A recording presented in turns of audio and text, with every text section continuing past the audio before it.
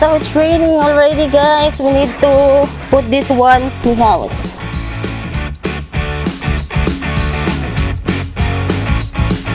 Hello guys, what's up? So for today's video, we're going to the farm and we will see if how many minutes and how far we will be arrived in our farm. So time check, it's 11:22 in the lunchtime. See if how far we'll go. We have here the water. We will bring this water and this one. This was our food. We have here the rice and fish. So let's go, guys.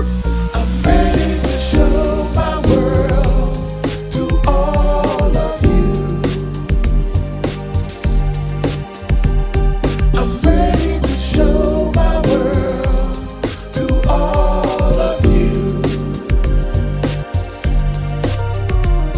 To you.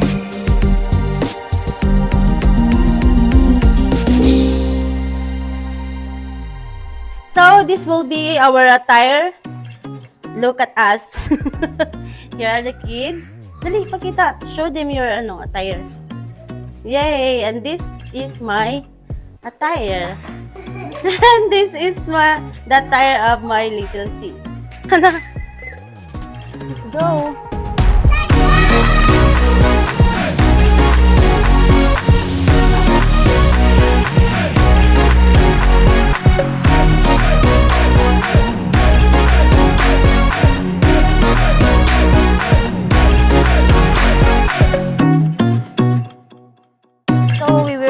Heading now to the place wherein we will harvest rice. So let's go, guys.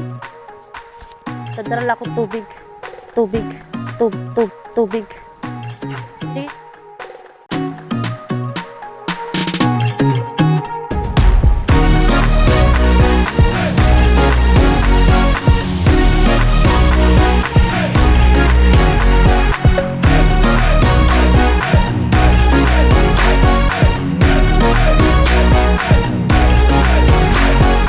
Look at this, guys. Oh, this is the black rice.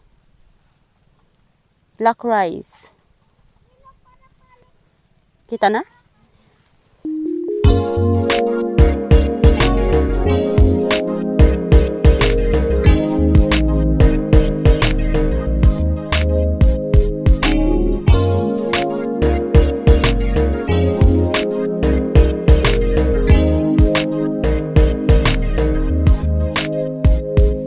So we are now here, guys, in the area wherein we're going to harvest the rice. We're gonna show you how we harvest rice here in the Philippines, particularly here in our village, and we're gonna use these tools. So this is the one that we will be using.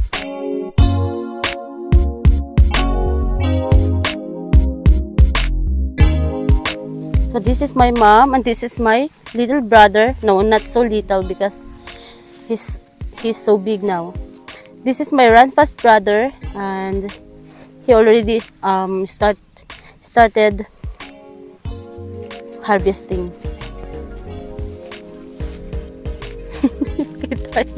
Ipakita yun, ma. Hi, kamiyok.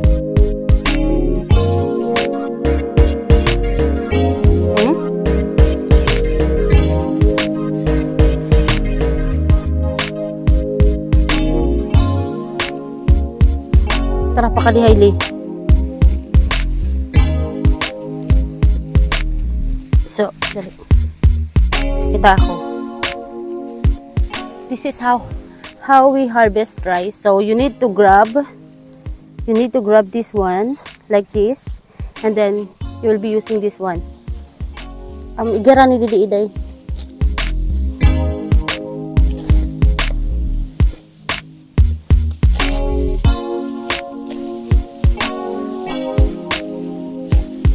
So this is how it look like. Rice. This was the rice, and we're gonna put it here.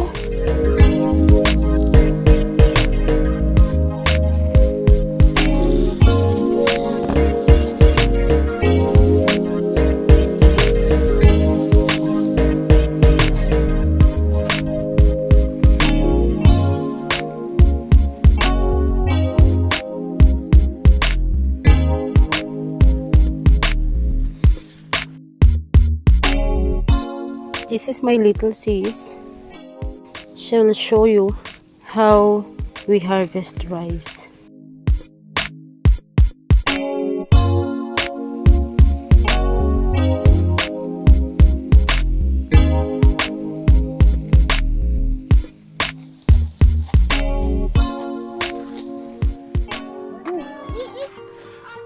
I'm here already in this small house because I want to rest.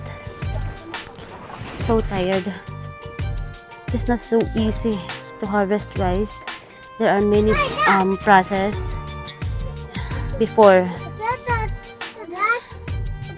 it become rice. So there are many process. Oh my god, I can't talk because I'm so tired.